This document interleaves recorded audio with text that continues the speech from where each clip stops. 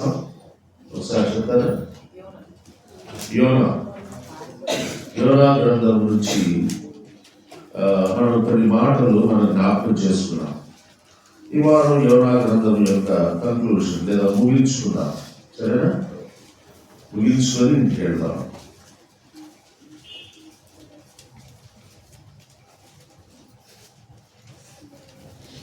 762వ page number. ఇంకా page number చెప్పాల్సిన పరిస్థితి ఉంది అంటే చాలా బాధగా ఉంది. 762వ పేజీ నంబర్. 2 మాటలు చదువుకుందాం. చదవండి. మొదటి అధ్యాయం మొదటి వచనం. యెహోవా వాక్కు అమిత్తయి కుమారుడైన యోనాకు ప్రత్యక్షమై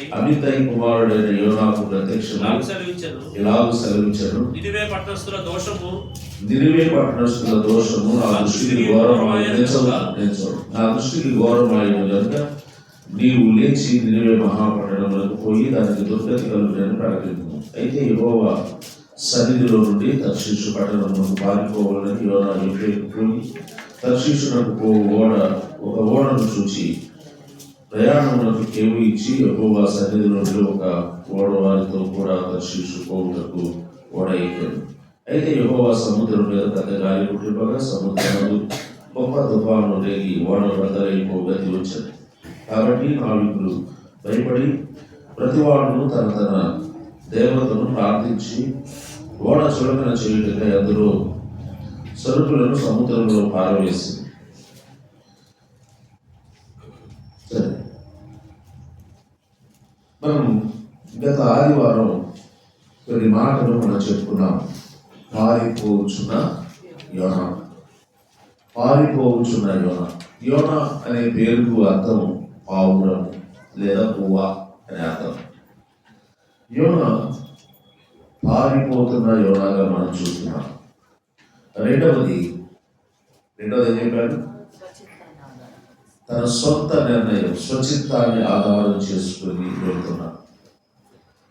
కదా, అనేక సార్లు మనం కూడా సొంత నిర్ణయాలను ఆధారం చేసుకుంటాం. ఎవరు చెప్పినాయనో, భర్త చెప్పినాయనో, భార్య చెప్పినాయనో, పిల్లలు చెప్పినాయనో, తల్లిదండ్రులు చెప్పినాయనో, సేవకుడు చెప్పినాయనో, మన కుటుంబాల్లో పెద్దవాళ్ళు ఎవరైనా చెప్పినా, అసలు మా ఇంట్లో వాళ్ళు చెప్తేనే నేను నువ్వే ఉండాలి చెప్పడానికి అనేవాళ్ళు కూడా ఉండాలి.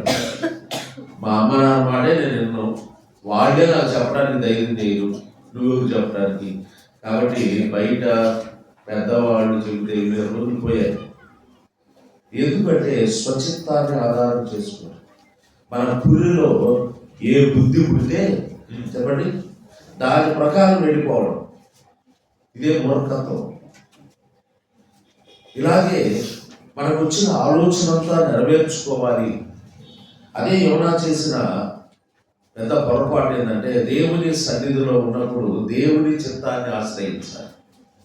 దేవుని సన్నిధిలో ఉన్నప్పుడు మనము స్వచిత్తాన్ని ఆధారం చేసుకోకూడదు. దేవుని సన్నిధిలో ఉన్నవాడు పారిపోవచ్చు తన స్వచిత్తము కొరకు లేదా తన సొంత నిర్ణయం చొప్పున పారిపోతున్న యోనాను మనం చూసాం. స్వచిత్తమును ఆధారం చేసుకుని దేవుని చిత్తాన్ని పక్కన పెట్టిన యోనాను చూసాం. దీనివల్ల 3వ స్టెప్ ఎక్కడికి వెళ్ళాడు? డౌన్ఫాల్, అడుగు భాగం నుండి వెళ్ళాడు. అవును, దేవుని సన్నిధిని విడిచిపెట్టిన వాడు. రెండవది, తన సొంత నిర్ణయాలు తీసుకుని వెళ్ళేవాడు. ఈ రెండింటి మీద అడుగేస్తే అడుగు భాగానికి వెళ్తాడు. అది కుటుంబమైనా, నీ ఎడ్యుకేషనల్ లైఫ్ లేదా నీ చదువైనా, నీ ఉద్యోగ జీవితమైనా, నీ వివాహ జీవితమైనా, నీ కుటుంబ జీవితమైనా, సంఘ జీవితమైనా, నీ విశ్వాస జీవితమైనా, నీ సామాజికమైన జీవితమైనా, అది what ever it may be, అది ఏమైనా ఇవ్వచ్చు. దేవుని సన్నిధిని విడిచిపెట్టడం, దేవుని చిత్తాన్ని పక్కన పెట్టడం అనేది నీ జీవితంలో డౌన్ఫాల్ అయ్యేది. ఈ రెండింటి వలన యోనా ఎక్కడికి వెళ్ళాడు? ఓడ అడుగు భాగానికి వెళ్ళాల్సి వచ్చింది. ఆటోమేటిక్గా తనే వెళ్ళాడు. ఓడ నా వీడే చెప్పలేదు, పైన ఖాళీ లేదా సీట్లు, అడుగుకి కిందకి వెళ్ళాడు, ఎవరు చెప్పారా? తనే కోరుకున్నాడు ఆ స్థలాన్ని, తనే ఉద్దేశంతో వెళ్ళాడు, ఎవరు నడిపించలేదు, తనే నడుచుకుంటూ వెళ్ళాడు. ఓడ అడుగు వారమునకు వెళ్ళాడు. ఒక విశ్వాసి ఉండవలసిన స్థలం కాదది. అడుగు భాగంలో ఉండటానికి ఎవరు ఇష్టపడతారు చెప్పండి? అడుగు ఉంటాం, ఒకరికంటే తక్కువగా ఉండటానికి మనం ఇష్టపడతామా? చెప్పండి, ఒకరికంటే తక్కువగా ఉండటానికి మనం ఇష్టపడతామా? ఏం మాట్లాడే, ఏం టైం లేట్గా టైంగా ముగిస్తాం. ఒకరికంటే తక్కువగా ఉండటానికి మనం ఇష్టపడతామా? ఒకవేళ ఏదైనా పెళ్లికి వెళ్ళాల్సి వచ్చింది అనుకోండి,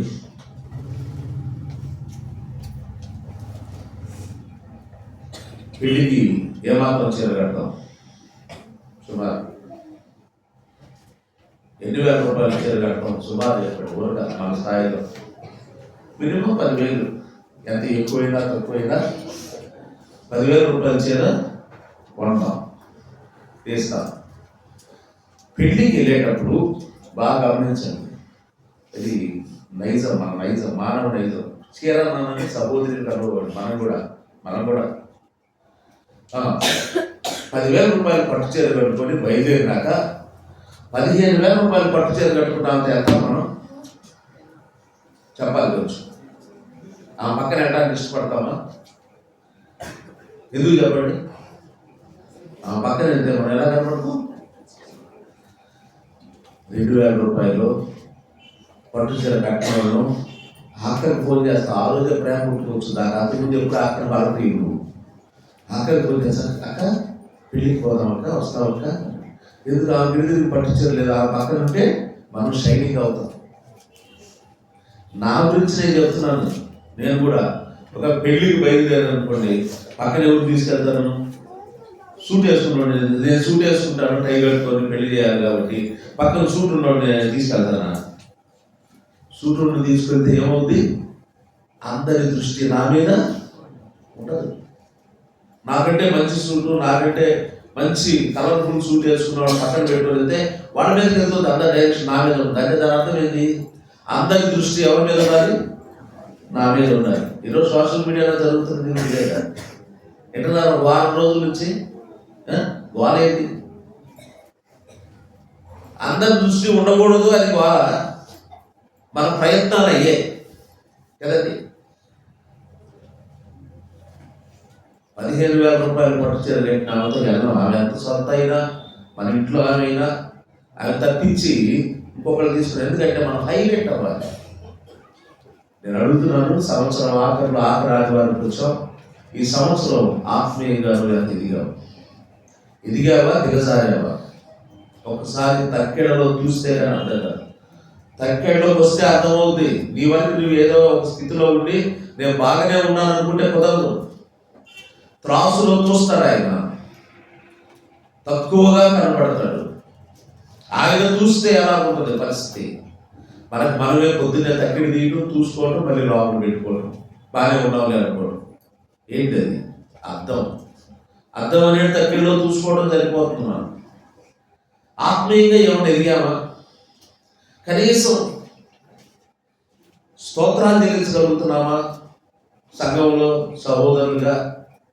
లేదా సహోదరుల కూడికలో కనీసం ప్రార్థన చేయగలుగుతున్నావా? పోయిన సంవత్సరం అంతా 4-5 వాక్యం చెప్పారు. ఈ సంవత్సరం కూడా అంతే వాక్యం.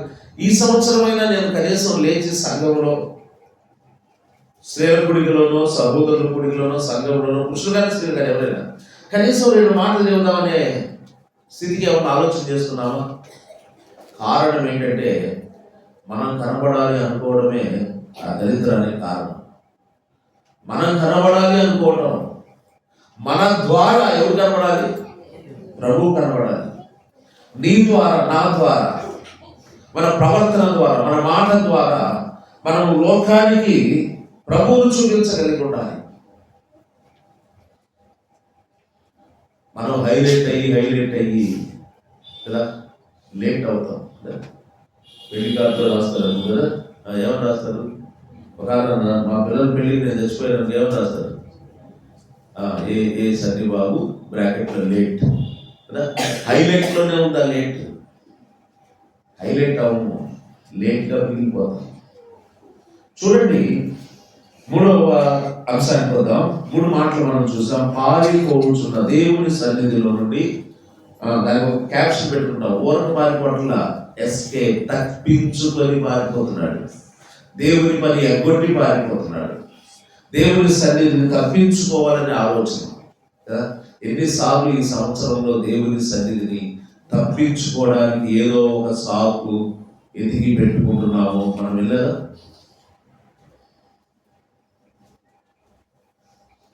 విజయవాడ సంఘంలో ఒక సేవకుడు, ఒక సంఘ పెద్ద సంభాషణ, నేను బాపట్ల ఒక మ్యారేజ్కి వెళ్ళినప్పుడు ఆ సేవకుడు వెలుసుకున్న కారు వేసుకొని ఒక్కడే వచ్చాడు పెళ్ళికి. ఏదన్నా విజయవాడ నుంచి ఒక్కడే వచ్చావు ఆ కారు వేసుకొని అన్నాడు. అంటే అవునయ్యా ఒక్కడే వచ్చాను. ఆయన మీ సంఘ పెద్ద గారు లంకా గారు ఉన్నారు కదా, ఆయన ఎండ పెట్టుకొని రావచ్చు కదా అన్న. లంకా గారు అంటే లంకా జోసఫ్ ఆయన పేరు, మేము లంకా గారు అంటాం. వాళ్ళ ఇంటి పేరు లంక. లంక గారిని ఎండబెట్టుకుని రావచ్చు కదా అంటే లంక ఒక్క చెప్పాడయ్యా అన్నాడు. లంక ఒక్క చెప్పాడు అన్నాడు. వంక చెప్పే వాళ్ళందరూ లంకలో ఉంటాం, గుర్తుపెట్టుకోండి. లంక పై ఉంటుందా కింద ఉంటుందా భారతదేశానికి? వంక చెప్పే వాళ్ళందరూ లంకలో ఉంటారు. ఎంత కాలం, ఎన్ని సంవత్సరాలు. దేవుడు ఏదైనా ఒకటి చేసేటప్పుడు హెచ్చరిస్తాడా? హెచ్చరించాడు. యోనా జీవితంలో కూడా మనం యోనా గ్రంథంలో, ఇక్కడ యోనా గురించి కాదు, మనం యోనా గ్రంథంలో హెచ్చరిక ఉంది. యోనా గురించి మనకి ఇక్కడే కనబడతాడు అనుకుంటాం మనం. యోనా ఏ కాలానికి చెందినవాడు? రాజుల 2వ గ్రంథం యెరోబాము కాలంలో ఉన్నవాడు యోనా ప్రవక్త. రాజుల 2వ గ్రంథం 14వ అధ్యాయం 25వ వచనం చదవండి. రాజుల 2వ గ్రంథం 14:25.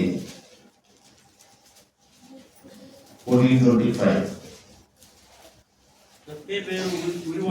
గత్తహేపెరు ఊరివాడైన అబీతైకు పుట్టిన తన సేవకుడైన యోనా అను ప్రవక్త ద్వారా ఇశ్రాయేలు దేవుడు యెహోవా సెలవిచ్చిన మాట చొప్పున ఇతడు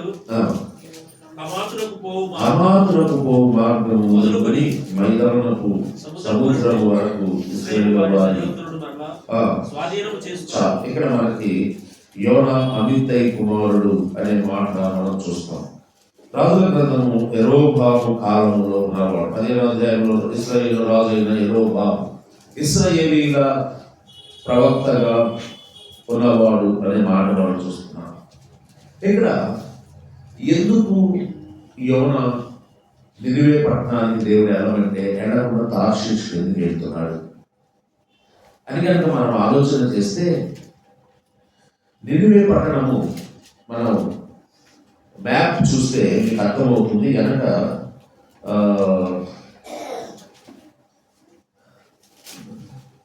బైబిల్ చివరిలో మ్యాప్ చూడండి.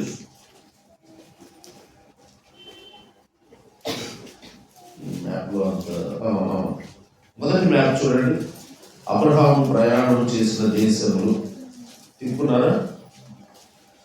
నినివే ఎక్కడ ఉంది? పై భాగంలో చూడండి. పై భాగంలో చూడండి. కింద ఇటు లెఫ్ట్ సైడ్ కిందకు వస్తే మోయాబు, ఎదోము, యెషూలేము ఇవన్నీ కనబడతాయి కదా. అలాగే అరాము, హామాతు, హషూరు చూడండి. ఇక్కడ కనబడిందా హషూరు పెద్ద అక్షరాలతో? ఈ హషూరు దేశం యొక్క క్యాపిటల్ సిటీ నినివే పట్టణం. దానిపైనే నినివే చూడండి. ఉందా లేదా? నినివే. ఈ నినివే పట్టణము అషూరు దేశం యొక్క ముఖ్య పట్టణం, కేంద్రం, ముఖ్య పట్టణం. ఈ నినివే పట్టణము కట్టించిన వాడెవరు? నిమ్రోదు. అందుకే దీనికి నినివే అని పేరు వచ్చింది. నిమ్రోదు అనేవాడు ఈ నినివే పట్టణాన్ని కట్టించాడు. ఈ నిమ్రోదు ఎవరు? అంటే యోనా మూలం చూద్దాం. నిమ్రోదు ఎవరు? నినివే పట్టణము కట్టించిన వాడు నిమ్రోదు అయితే, నిమ్రోదుల గురించి ఇతడు నోవాహు సంతతి వాడు కదా. ఇక్కడ ఆదికాండం 10:10 చూడండి. 10:10 10:10 ఆదికాండం 10:10 ఇంతసేపా?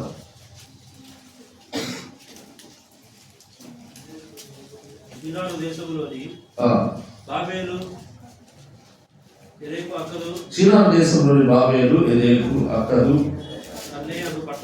కల్నే అను పట్టణంలో అతని రాజ్యం మొదలు, ఆ దేశంలో నుండి అతని రాజ్యం మొదలు అన్నాడు. 8వ వచనం చదవండి. కూషు నిమ్రోదును కనెను, అతడు భూమి మీద పరాక్రమశాలి యుద్ధకు ఆరంభించెను. అతడు యెహోవా ఎదుట పరాక్రమము గల వేటగాడు. కాబట్టి యెహోవా ఎదుట పరాక్రమము గల వేటగాడైన నిమ్రోదు వలె అను లోలోక్తి కలదు. పరాక్రమము గల వేటగాడు. అదే పరాక్రమంతో అనేక పట్టణాలను స్వాధీనం చేసుకున్నాడు. నిమ్రోదు పట్టణాన్ని నిర్మించిన వాడు, నినివే పట్టణాన్ని నిర్మించిన వాడు నిమ్రోదుగా మనం చూస్తాం. 11వ వచనంలో చూడండి ఒక మాట. ఆ దేశం నుండి అష్షూరునకు బయలుదేరి నినివే అను పట్టణం కనపడుతుంది అక్కడ. అష్షూరు నుండి బయలుదేరి నినివే. ఇది దైవగ్రంథమైన బైబిల్ రాయించే సమయానికి పట్టణాలు ఏర్పడ్డాయి. నోవాహు కుటుంబానికి సంబంధించిన వాడు. అది ఆ 10వ అధ్యాయంలో కొంచెం పైకి చదివితే నోవాహు సంతతి వాడు, నోవాహు మనవడు ముది మనవడు అట్లా అయి ఉంటాడు. ఆ నిమ్రోదు ద్వారా ఏర్పడిన పట్టణము ఈ పట్టణం. ఆ పట్టణానికి దేవుడు యోనాను వెళ్ళమన్నాడు. ఎందుకు వెళ్ళలేదు? దానికి కారణం ఉంది. మనలాగా దేవుని పని తప్పించుకోవాలనే ఉద్దేశం యోనాది కాదు. ఇక్కడ యోనాలో పాజిటివ్ గమనించాలి. యోనా ఉద్దేశం దేవుని పని తప్పించుకోవడానికి కాదు, దేవుని సన్నిధిలో నుండి వెళ్ళాలని కాదు, దేవుని సన్నిధిలో ఉండకూడదని పారిపోలేదు. మనం దేవుని సన్నిధికి వెళ్ళకూడదనే ఉద్దేశంతోనే ఎగ్గొడతాం కదండి. ఇంక వేరే కారణాలు ఏముండవు. ఇక్కడ యోనాకి కొన్ని చారిత్రకమైన కారణాలు ఉన్నాయి. నినివే పట్టణం అది ఇశ్రాయేలు భూభాగం కాదు. అష్షూరీయులు అనేక సార్లు ఇశ్రాయేలీయుల మీద దండెత్తి ఇశ్రాయేలీయులను హింసించిన వాడు ఈ నిమ్రోద్ అనేవాడు, తక్కువడు కాదు. ఈ నినివే పట్టణాన్ని స్థాపించిన ఈ నిమ్రోద్ అనేవాడు హిట్లర్ ఎలాగైతే యూదులను బాగా హింసించాడో, ఈ నిమ్రోద్ అనేవాడు కూడా ఇశ్రాయేలు ప్రజలను, అబ్రహాము సంతతిని మూలుగా బాధ పెట్టాడు, అరాచకం చేశాడు ఇశ్రాయేళ్ల పట్ల. ఓసపోత పోసాడు అనేక సార్లు ఇశ్రాయేళ్ల దేశాల మీదకి వచ్చి వారి కుటుంబాలను నాశనం చేసిన వాడు నిమ్రోదు లేదా నినివే పట్టణస్తులు అష్షూరీయులు. ఇప్పుడు ఉదాహరణకి ఒక మాట చూద్దాం. పాకిస్తాన్ అంటే మన కోపమా ప్రేమ? సహజంగా కోపం కదా. అసలు వాళ్ళు మనకి ఏమైనా చేశారు ఎప్పుడన్నా? వాళ్ళు కనీసం మనం కలిసారా ఎప్పుడన్నా? మనం వాళ్ళు కలిసామా? వాళ్ళు మన ఇంటికి వచ్చారా? మనం వాళ్ళ ఇంటికి వెళ్ళామా? ఎందుకు కోపం? మన దేశాన్ని ఇబ్బంది పెడుతున్నారు, మన భారతదేశ ప్రజలను వారు ఇబ్బంది పెడుతున్నారు, మన వాళ్ళని కొంతమందిని అక్రమంగా చంపేశారు అనే ఉద్దేశంతో ఆసియా కప్ మనం గెలుచుకున్నా కూడా మన ఎవరు ఏం చేశారు? వాళ్ళ చేతులతో తీసుకోవాల్సి వస్తుంది. కప్పును కూడా రిజెక్ట్ చేసేసారు. కప్పును కూడా రిజెక్ట్ చేశారు. మాకు అవసరం లేదు. ప్రపంచ కప్పు గెలిచారు వాళ్ళు, భారతదేశం ప్రపంచ కప్పు గెలుచుకున్నా కూడా ఆ పాకిస్తాన్ వాళ్ళ చేతులతో తీసుకోవాల్సి వస్తుందని దాన్ని రిజెక్ట్ చేశారు. మాకు వద్దని రిజెక్ట్ చేశారు. ఆ దేశం మీద, ఆ దేశ ప్రజల మీద ఎందుకు మన కోపం అంటే, మన దేశాన్ని, మన దేశ ప్రజలను, మన భారతీయులను వాళ్ళు హింసించారని. అదే ఇక్కడ కూడా. ఇప్పుడు నిన్ను నన్ను పాకిస్తాన్ వెళ్ళి పాకిస్తాన్ ప్రజలు మనం నాశనం అయిపోవాలని కోరుకుంటామా? భారతీయులు బాగుపడాలని కోరుకుంటామా? పాకిస్తాన్లో ఉన్న ప్రజలందరూ నాశనం అయిపోవాలని మనం కోరుకుంటున్న ఆలోచనలో ఉన్న మనల్ని ఏం చెప్పాడు దేవుడు? లేచి నువ్వు పాకిస్తాన్ వెళ్ళి అక్కడ వాళ్ళకి స్వార్థ ప్రకటించు. అక్కడ యోనాకు ఒక సంగతి తెలుసు, దేవుడు కనికర సంపన్నుడు, ఆయన కనికర కలిగిన వాడు. నేను వెళ్ళి ప్రకటించడం ప్రారంభిస్తే ప్రభు ఏం చేస్తాడు? దేవుడు వాళ్ళని రక్షిస్తాడు. వాడు పశ్చాత్తాపడతారు, వాడు రక్షిస్తాడు.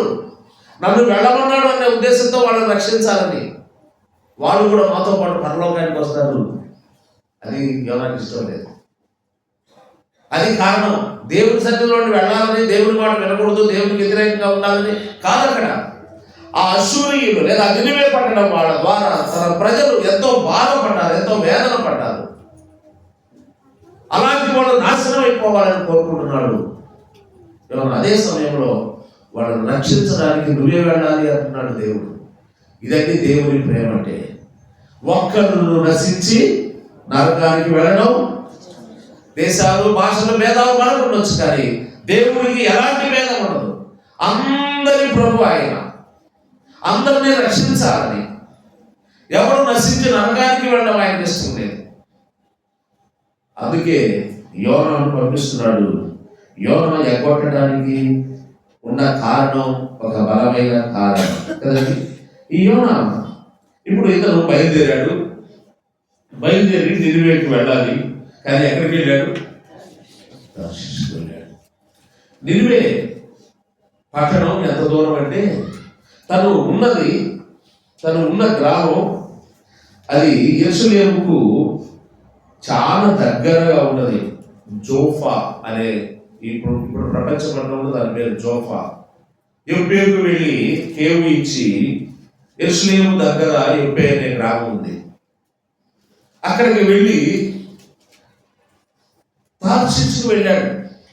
నినివే ఏమో 500 కిలోమీటర్లు లేదా 600 కిలోమీటర్లు. ఈ యోనా తన గ్రామం ఉంది కదా, ఇందాక మనం చదువుకున్న రాజుల గ్రంథంలో, ఏ ఊరది? రాజుల గ్రంథంలో యోనా వాళ్ళ సొంత రవితై. అప్పుడే 2 Kings 14:25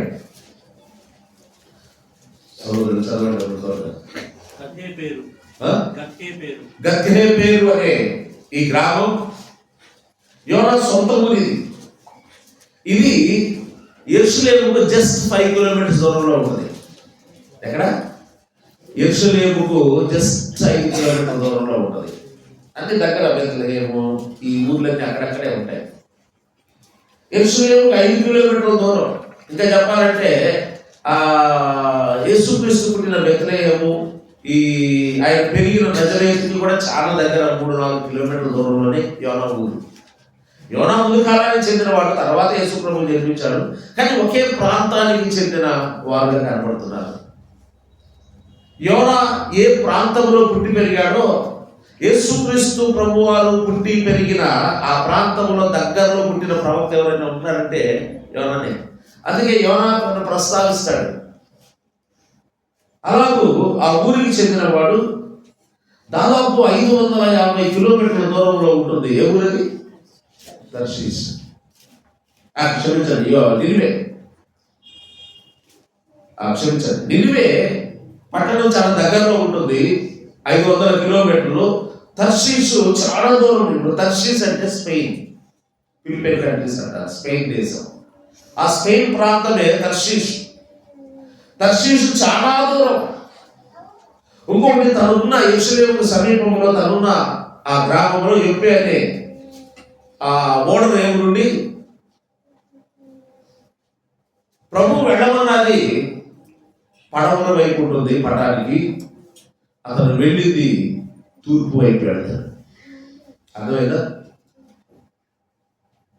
వెళ్ళమన్నది పడమర వైపు, వెళ్ళింది తూర్పు వైపు. పడమర తూర్పు పక్కపక్కనే ఉంటాయా, యాంటీగా ఉంటాయా? యాంటీ డైరెక్షన్ లో ఉంటాడు. ఎవరికి? దేవునికి యాంటీ డైరెక్షన్ లో ఉన్నాడు. ఓడ అడుగు భాగం డౌన్ ఫాల్ అవడానికి కారణం ఏంటంటే మనము దేవునికి యాంటీ డైరెక్షన్ లో వెళ్తున్నాం. దేవుని డైరెక్షన్ లో కాదు, దేవునికి యాంటీ. అంటే తూర్పు ఇటుంటే యోనా ఇటు వెళ్తున్నాడు, ఇటు అన్నమంటే ఇటు వెళ్తున్నాడు. కారణం ఏంటంటే ఆ ప్రజలు నమ్మకూడదు అనేది ఆయన కదా. అక్కడి నుండి నినివేకు పట్టణానికి వెళ్తూ ఏం చెప్పన్నాడు అక్కడ చూడండి. 2వ వచనం చదవండి, ముగిస్తాను త్వరగా. 2వ వచనం యోనా గ్రంథం. నినివే పట్టణస్థుల దోషము నా దృష్టికి ఘోరమాయను కనుక నీవు లేచి నినివే మహాపట్టణమునకు పోయి దానికి దుర్గతి కలుగునని ప్రకటించా. ఒక మాట ముగించుకున్నాను. యోనాకి ఏం చెప్పాడు? యోనా నినివే పట్టణానికి వెళ్ళు, వాడు చాలా మంచోడు అన్నాడు. వారు దోషము చేశారు. నినివే పట్టణస్థులు దోషము చేస్తున్నారు. 2వది, వారి మీదకి ఏం రాబోతుంది? దుర్గతి. దోషము చేసే వారి మీదకి ఏమొస్తుంది? దుర్గతి వస్తుంది అని ప్రకటించు అన్నాడు. దేవుడు ఏదైనా నాశనం చేసే ముందు లేదా నిన్ను నన్ను లేపేసే ముందు దేవుడు హెచ్చరిక ఇస్తాడు. ఆయన వారిని వీయకుండా వారు అనౌన్స్ చేయడం, వారిని వీయకుండా నీ కుటుంబం మీద నీ మీద దాడి చేయడం, ముందు హెచ్చరిక ఇస్తాడు. నోవాహు కాలంలో జలప్రళయం వస్తుందని ఎన్ని సంవత్సరాలు హెచ్చరించాడు? 120 years, 120 సంవత్సరాలు నోవాహు ద్వారా హెచ్చరిక ఇస్తూనే ఉన్నాడు. ఏమని? జలప్రళయం రాబోతుంది, దాంట్లో ప్రజలందరూ నశించిపోతారు, ఈ ఓడ ఎక్కండి, ఈ ఓడలో రక్షణ ఉంది, ఈ ఓడ ఎక్కితే మీరు జలప్రళయంలో నశించకుండా ఉండాలంటే ఈ ఓడ ఎక్కండి. 120 సంవత్సరాలు వార్నింగ్ ఇచ్చిన తర్వాతే 40 రోజుల జలప్రళయం వచ్చిందండి. దుర్గతి లేదా శిక్ష 40 days, అనౌన్స్మెంట్ ఎంతకాలం? అనౌన్స్మెంట్ ఎక్కువ టైం. అలాగే ఇప్పుడు సొదొమ గొమొర్రా గురించి హెచ్చరించలేదా? హెచ్చరించాడు కదా. అబ్రహాము ద్వారా దేవుడు తన దూతలను పంపించి, ఇదిగో ఈ సొదొమ గొమొర్రా పట్టణం నాశనం కాబోతుంది,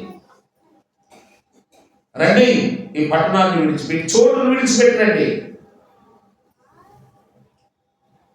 ఒక్కడు లెక్క చేయలేదు. దేవుడు మన కుటుంబం మీద కానీ మన మీద కానీ దుర్గతి వచ్చే లోపల మనల్ని ఖచ్చితంగా ఆయన హెచ్చరిస్తాడు. ఆ హెచ్చరిక కూడా అర్థం చేసుకునే స్థితిలో మందంగా మత్తులో మనం ఉంటే దానికి ఎవరు చేయగలిగింది? వార్నింగ్ మాత్రం కంపల్సరీ ఉంటుంది. వార్నింగ్ లేకుండా ఆయన వారు ప్రకటించడు.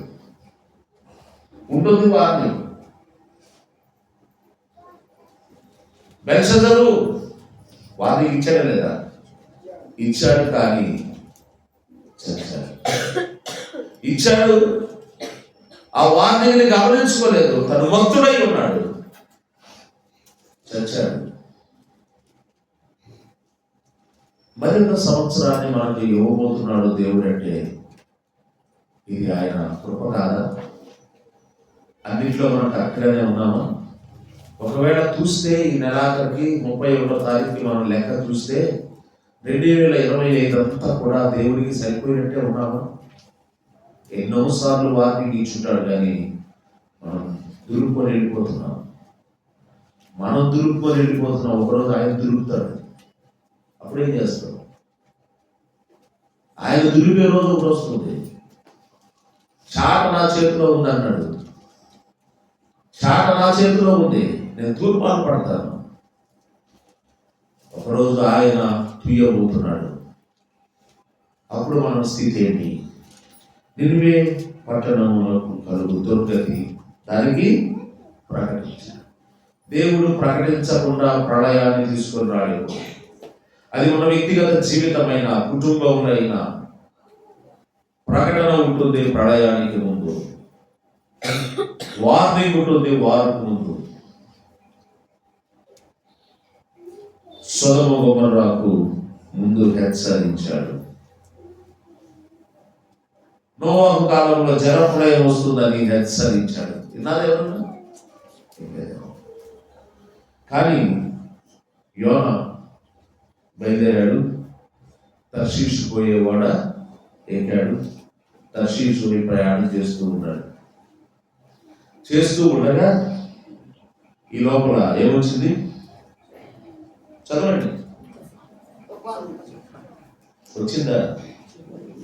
వచ్చినట్టేనా? సరే చదవండి. తుఫాను వచ్చిందా? అయితే యెహోవా సముద్రం మీద పెద్ద గాలి పుట్టింప సముద్రం వద్ద గొప్ప తుఫాను రేగి బద్దలైపోవు గది వచ్చెను. వచ్చిందా? పుట్టించాడు.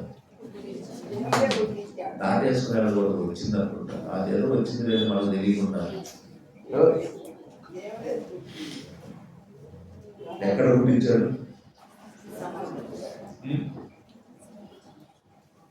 సముద్రం మీద దేవుడు తుఫాను పుట్టించాడు. సముద్రం గొప్పదా, మన కుటుంబం గొప్పదా?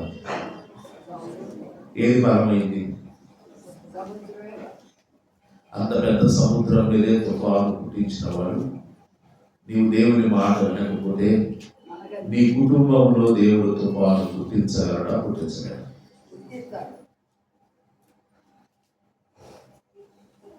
అప్పుడేం చేయాలి? ఎత్తి నన్ను పాడేయాలి కదా.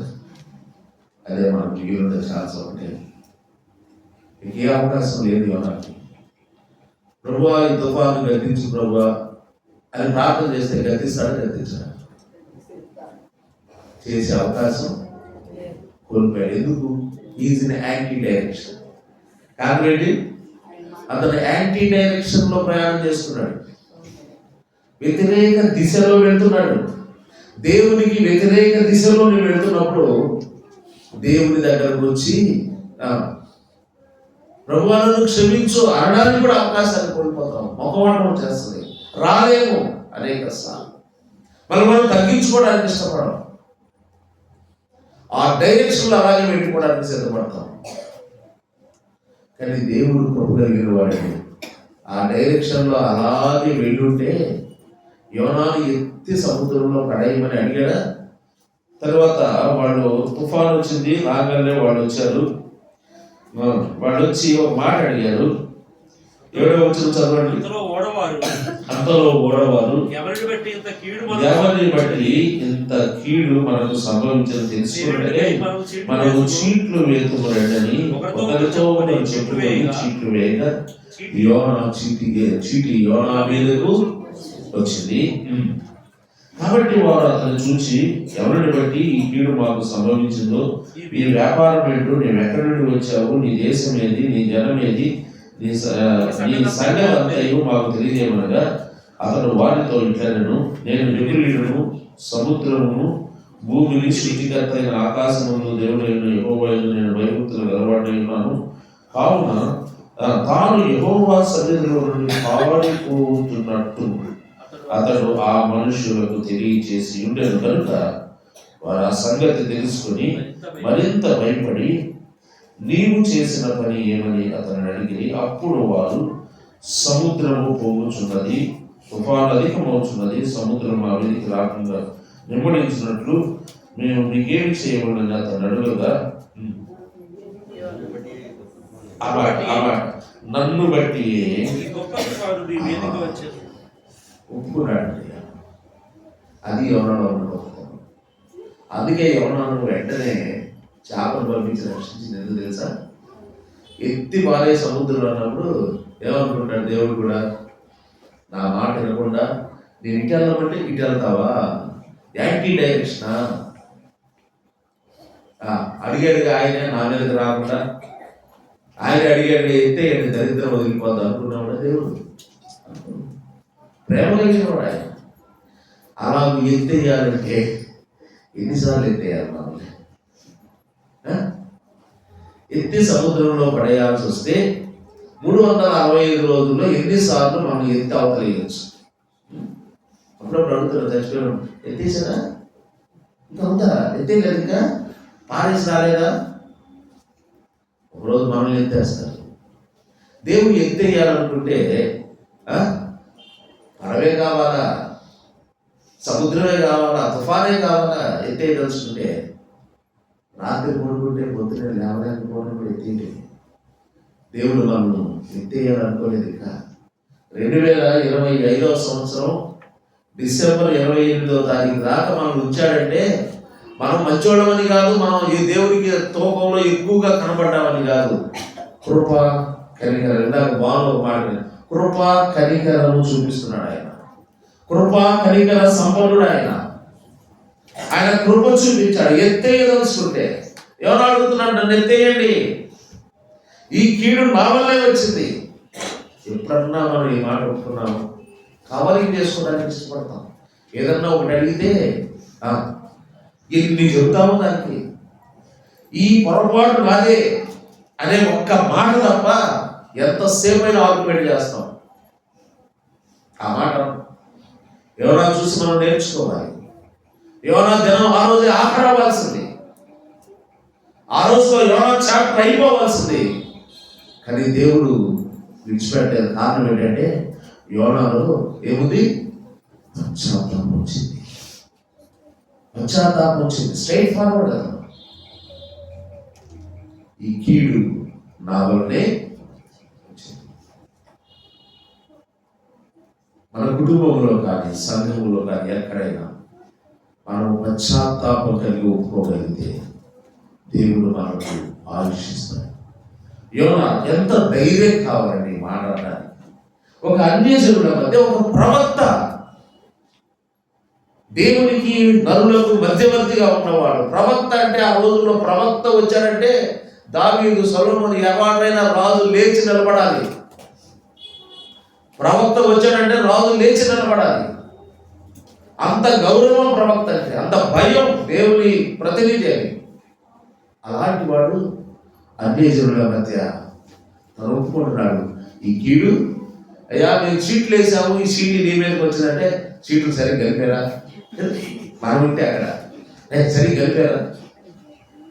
తీసేవాళ్ళు ఎవరు? నీ వాళ్ళ చేత తీపించావు, మా వాళ్ళ చేత తీపించావు, బాగా కలిపి ఇంకోసారి తీయండి సీట్లు మాట్లాడలేదు.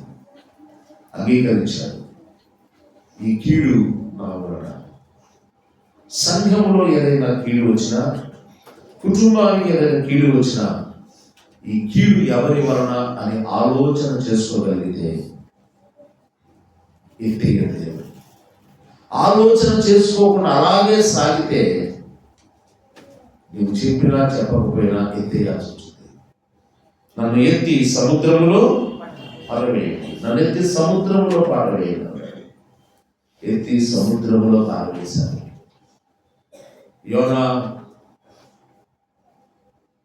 గురించి కనికరం కలిగిన వాడు తిమింగలానికి ఆజ్ఞ ఇచ్చాడు. తిమింగలం వచ్చింది. ఈ కాంటెస్ట్ లో యెహోవా గ్రంథంలో సముద్రం ఆయన మాటింది, తిమింగలం ఆయన మాటింది, స్వర చెట్టును తొలిచేసిన చిన్న పురుగు కూడా ఆయన మాటింది. చెప్పండి, గాలి ఆయన మాటింది. యోనా తప్ప. యోనాని మనం ఫస్ట్ ఎవరిని ధ్యానిద్దాం? విశ్వాసి. దేవుని నమ్మిన పిల్లలు, దేవుడిని తెలిసిన వారే దేవుని మాట్లాడలేదు. అందరూ విన్నారు. చిన్న పురుగు మొదలుకొని స్వర చెట్టును తొలిసేసినట్టే చిన్న పురుగు మొదలుకొని పెద్ద తిమింగలం వరకు దేవుని మాట విన్నాయి. సముద్రం ఉంది. మనం తెల్లకాలంలో ఉన్నాం. మనం దేవుని మాట వినే పరిస్థితులు. వ్యతిరేకమైన స్వభావం, వ్యతిరేకమైన ఉద్దేశం. ఎత్తి సముద్రంలో పడవేశాడు. యోనాను ఏం చేసింది? ఆ చేప మృంగింది. మృంగి ఎక్కడికి ఎక్కింది? ఆఫ్టర్ 3 days ఈ యోనా ఎవరు చెప్పాడు చేపకి, నేను నినివే వెళ్ళాల్సినండి, ఆయన మాట వినకుండా తర్షీషు వెళ్తున్నాను అని. ఎప్పుడైతే ఈ కీడుకు నేనే కారణం అని అన్నాడు, ఆ చేప ఎక్కడ మిగిలింది? యోనాని ఏ డైరెక్షన్లో మిగిలింది చెప్పండి?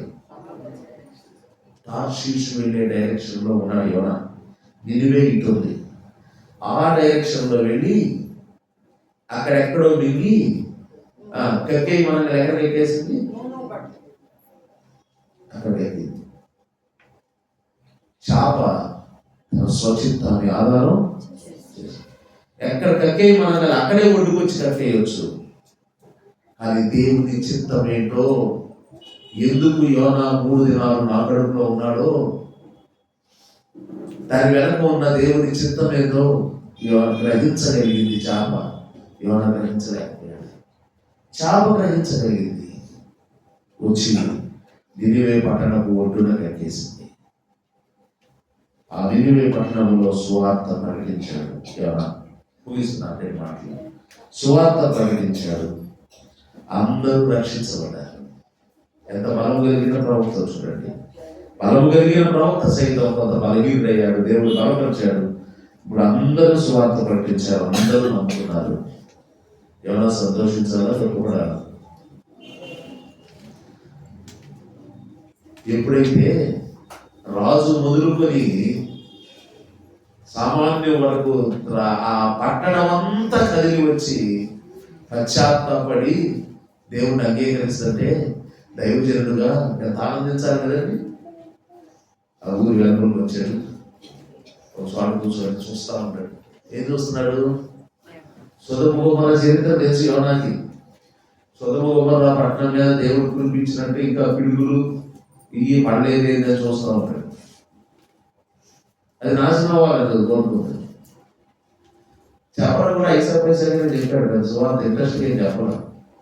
3 రోజులు ప్రయాణం అంతా, అంటే ఈ చివరి నుంచి నినివే పట్టణం నడవడం ప్రారంభిస్తే ఈ చివరి పట్టణానికి ఈ చివరికి వచ్చే ఎన్ని రోజులు పడుతుందంట? 3 రోజులు ప్రయాణం. 3 రోజులు తిరిగి ప్రకటించాలి. 3 రోజులు నడుచుకుంటూ ప్రకటిస్తే నినివే పట్టణానికి సువార్త అవుతుంది. ఎన్ని రోజులు ప్రకటించాలి? ఇష్టంగా ప్రకటించాడా? అయిష్టంగానే ప్రకటించాడు. ఎవరు నమ్ముకోకూడదని వాక్యం చెప్పాడు. ఈ మాట ఎందుకు చెప్తున్నానంటే, నా జీవితంలో నేను ఒకసారి చెప్పాను. ఇష్టం లేకుండా వాక్యం చెప్పాను. ఒకసారి కోపంతో వాక్యం చెప్పాను. ఆ పిలిచిన వాళ్ళ మీద, అక్కడ ఉన్న వాళ్ళ మీద చాలా గొడవలు జరిగింది. ఐసర్ప్రైజ్ ఏం చెప్పానో నాకే తెలియదు అసలు. అట్లా చెప్పేశా. కోపంగా ఉంది వాళ్ళ మీద. నాకు ఏదో ఆచార వ్యవహారాలు జరిగించారు అక్కడ. అది ఆదరణకుడిగా ఏదో అక్కడ ఫోటో పెట్టి గందరగోళం చేశారు. ఆ ఫోటోని బొట్లు పెట్టి దాంట్లో పెట్టి అది చూడగానే నాకు పండింది మామూలుగా. అయిష్టంగా చెప్పి మందిరంలోకి వెళ్ళి కొడుకున్నాను. ఫోటో చాలా సంవత్సరాల క్రితం జరిగింది. ఒక 12 సంవత్సరాల క్రితం. ఆ రోజు అక్కడ జరిగింది అంటే వెళ్ళి స్టేజ్ మీద అక్కడ అసలు పెద్ద విగ్రహారాధనే జరుగుతుంది. ఇక్కడ ఊరికి ఏదో ఫోటో పెట్టి ఏదో దండ వేసారంటే అది కాదు, పెద్ద తతనం చేస్తున్నారు. అది చూడగలిగా నన్ను పిలిచిన పున్నారావు మీద ఒకసారి ఊరికి చూసా. పున్నారావు మామూలుగానే భయస్తుడు. గుడ్డవలపాలెంలో సేవకుడు. నన్ను గడగడలేకపోతుంది. మామూలుగానే వణుకుతుంటాయి చేతులు. నన్ను చూసి ఇంకా వడకటం ఎక్కువైంది. మామూలుగా చేయి కప్పించాడంటే టిట్ అవుతుంది చెయ్యి. ఇంకా వణుకుతున్నాడు. ఒక్క చూపు చూసి పున్నారావు ఏంది దాన్న అంటే అన్న వచ్చి కన్నా వాళ్ళు కొత్తగా వస్తున్నారు హిందువులు పడుతుంది గట్టిగా చెప్పలేకపోయింది. ఇవన్నీ అన్న కోపంగా ఉంది. పాటలు పాడుతున్నావు. నేను కడుపు పండిపోతుంది. అసలు వాక్యం ఏం సిద్ధపడేది అది కూడా మర్చిపోయాను. నేను మనుషులు అండి. ఇక లేచాను. యెహోషువ నా బాగా గుర్తు. యెహోషువ గ్రంథం 2వ అధ్యాయం 1వ అధ్యాయం తీసి యోర్దాను దాటి దాని గురించి జస్ట్ అరగంట మాట్లాడమంటే జస్ట్ 10 నిమిషాలు మాట్లాడా. ఇష్టం లేదు నాకు అసలు. కోపంగా అయినట్టు వాక్యం చెప్పేసి మందిరాలకి పునరాలు భోజనం నాకు భోజనం దేవుడు నువ్వు రా మందిరం కాడన్నా వస్తే ఏం జరుగుతుందో అతనికి తెలుసు. అన్నా నువ్వు బాగా వస్తున్నాను నేను అంటున్నాడు. అన్నాడే కానీ రావట్లా మందిరం కాడకి. నువ్వు ముందు మందిరం కాడికి రావయ్యా అన్న. వస్తాను అన్నా అన్నాడు. నేను వెళ్ళి మందిరం కాడికి వెళ్ళి కూర్చున్నా. పునరాలు వస్తా నలుగురు ఆ రోజు బాగా గుర్తుంది నాకు. నలుగురు ఎవరి బిడ్డలు ఎంట పెట్టుకొని వచ్చాడు. ఎంట పెట్టుకొని వచ్చి నా వీళ్ళు తీర్మానం చేయడానికి సిద్ధపడ్డారన్నాడు. నేను అడిగాను ఎందుకు చేస్తున్నారు? నలుగురు బీటెక్ చదువుతున్న బిడ్డలు, డిగ్రీ బీటెక్ చదువుతున్న వయసు. క్వశ్చన్ వేసుకున్నాను, నేనేంటి అప్లైజ్ కదా. దేవుడు పట్టణాన్ని ఒక వ్యక్తిని రక్షించదలుచుకుంటే నువ్వు యాంటీ డైరెక్షన్లో వెళ్ళినా కూడా నిన్ను రైట్ వేలో తీసుకొచ్చి వాడుకుంటాడు. అక్కడ ఏమి చెప్పలేదు నేను, పరిశుద్ధాత్మ కార్యం అంటే అదే. పునరావరణ తర్వాత నేను ఒక్క మాట కూడా అనలేదు. ఎందుకంటే తప్పే ఉంది, నేను అలా చేసి ఉండకూడదు. దేవుడు నాకు ఇచ్చిన అవకాశాన్ని నేను ప్రకటించాలి. ఒక్కరోజు ప్రకటించినా కూడా పట్టణం అంతా రక్షించబడ్డాను. అలా రక్షించబడ్డ ఆనందించగలిగారా? ఒక మాట కంప్లీట్ చేద్దామా? ముగింపు, సంవత్సరం ముగింపు, ప్రసంగం ముగింపు, మన ముగింపు ఏదో తెలుసుకుందాం ఈ వారంతో. ఆనందించగలిగాడా? ఆనందించలేని విశ్వాసంగా మిగిలిపోయాడండి. పోనీ యోనా ఏమయ్యాడో అడ్రస్ అన్నా ఉందా బైబిల్లో? చెప్పండి. యోనా ఏమయ్యాడో అడ్రస్ లేదండి. అడ్రస్ లేని ప్రవక్తగా మిగిలిపోయాడు. దేవుని హెచ్చరిక మనం నిర్లక్ష్యం చేస్తే, దేవుని వార్నింగ్ మనం గమనించకపోతే మనకై మనమే ఎత్తి సముద్రంలో వేయించుకోవాల్సి అడ్రస్ లేకుండా అయిపోయిందండి. ఈ సంవత్సరం చివరిలో ఉన్నాం. మనం పరిశీలన చేసుకుందాం. ప్రభు సన్నిధిలో మనం లెక్క చూసుకుందాం. అలా చూసుకొని మనం దేవుని కొరకు ముందుకు సాగుదాం. నూతన సంవత్సరంలో ప్రవేశిద్దాం. భోజనం బయట గ్రామం చూసిన వాళ్ళకి, ఆ దగ్గరలో దూరం వచ్చిన వాళ్ళకి భోజనం సిద్ధంగా ఉంది, వాళ్ళు భోజనం చేసి వెళ్ళవచ్చు. అలాగే మరి మందిర నిర్మాణానికి భోజన ఖర్చులు ఎవరైనా సహకరించే వాళ్ళు ఉంటే రమేష్కి ఇవ్వండి. ఆ తర్వాత ప్రకటనలు ఉన్నాయా ప్రార్థన చేద్దాం. కరుణాసంపన్నుడైన మా ప్రియ